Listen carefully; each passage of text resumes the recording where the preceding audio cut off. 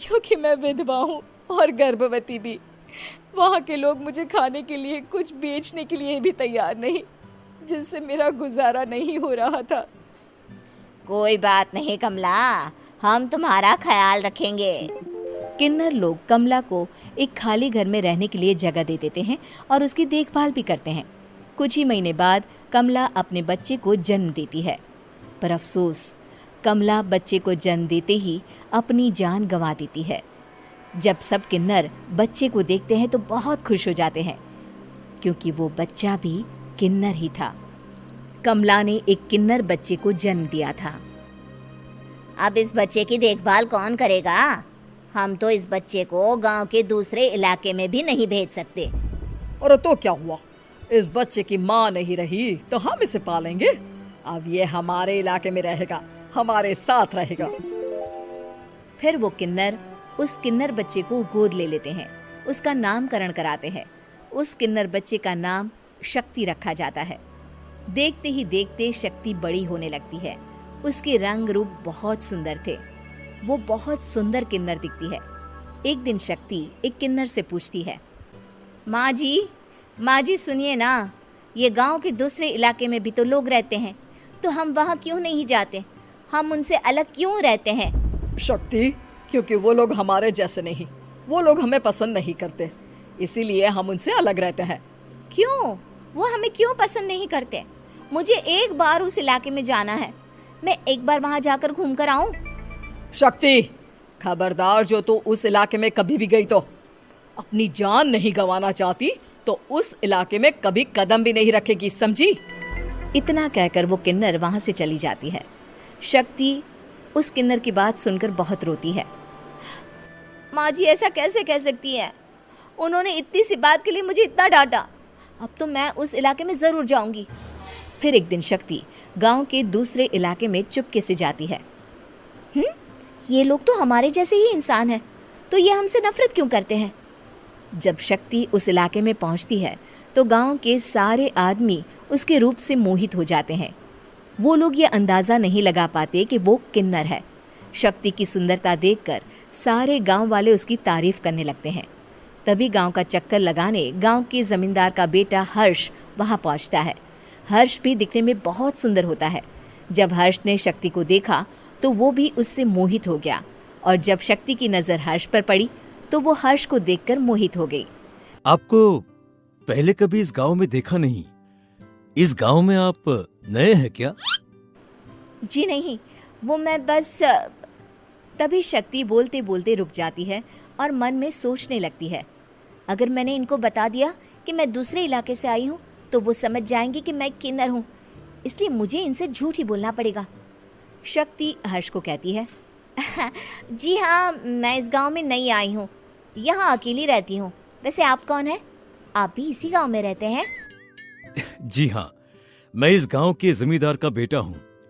आपको किसी भी चीज की जरूरत पड़े तो आप मुझे बता देना, मुझे अच्छा लगेगा। ऐसे ही शक्ति और हर्ष एक दूसरे से रोज मिलने लगते। वो दोनों अपने प्यार का इजहार करने एक दूसरे से मिलने जाते हैं। तभी शक्ति का पीछा करते करते एक किन्नर वहां आ जाती है। शक्ति, मैं तुमसे बहुत प्यार करता हूँ। मैं तुमसे शादी करना चाहता हूँ।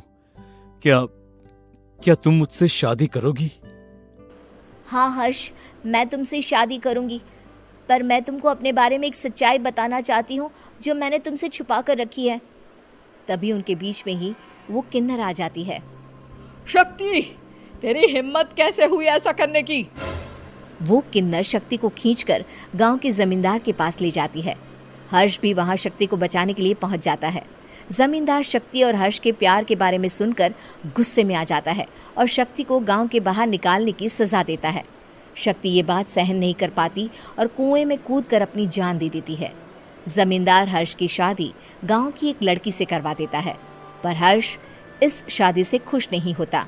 शक्ति अपना बदला लेने के लिए मरने के बाद किन्नर चुड़ैल बन जाती है। अब मैं इन गांव वालों को नहीं छोड़ूंगी, अब इनसे मैं अपने प्यार का बदला लूंगी। किन्नर चुड़ैल गांव वालों को परेशान करना शुरू कर देती है। एक बार वो रात को गांव के खेतों में पहुंच जाती है और वहां आग लगा देती है। सारी फसल जल के राख हो जाती है।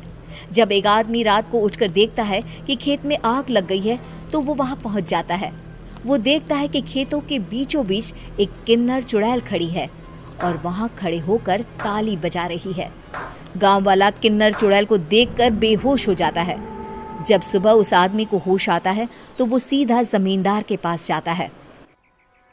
अरे जमींदार साहब, अरे वो किन्नर चुड़ैल ने मेरी सारी फसल जला दी। अब मैं क्या करूंगा, क्या होगा मेरा? जमींदार चुड़ैल किन्नर का नाम सुनते ही सब कुछ समझ जाता है। अब वो बहुत डर जाता है। उसी रात को जब जमींदार डर के मारे अपने कमरे में सो नहीं पाता, तभी वहां अचानक से किन्नर चुड़ैल आ जाती है। किन्नर चुड़ैल जोर जोर से जमींदार के आगे खड़ी होकर हंसने लगती है और ताली बजाने लगती है। जमींदार उस डरावनी किन्नर चुड़ैल को देखकर बहुत डर जाता है। तूने मेरे साथ बहुत बुरा किया, अब मैं तुझे जान से मार दूंगी। नहीं नहीं नहीं नहीं नहीं, मुझे माफ कर दो, मुझे मत मारो। मैं कभी ऐसा दोबारा नहीं करूंगा। अब तुम जो बोलोगी वही मैं करूंगा। ठीक है, मैं चाहती हूँ कि किन्नर इलाका गांव के इलाके से जुड़े और गांव का कोई भी आदमी किन्नर समाज से द्वेष ना करे, उससे नफरत ना करे, नहीं तो मैं सारे गांव को मार दूंगी। और तुम गांव में एक नया कानून बनाओ कि अगर किसी ने भी किन्नर समाज को हानि पहुंचाने की कोशिश भी करी या इनसे भेदभाव करने की भी कोशिश करी तो उनको कड़ी से कड़ी सजा मिलेगी। हाँ हाँ हाँ हाँ, मैं ऐसा ही करूंगा। तुम जो बोलोगी वो मैं करूंगा, पर मुझे जाने दो प्लीज। तब वो किन्नर चुड़ैल वहां से चली जाती है। गांव का जमींदार किन्नर चुड़ैल का कहा मानते हुए दोनों इलाकों को एक कर देता है और नया कानून भी लागू कर देता है। तब से वहां किन्नर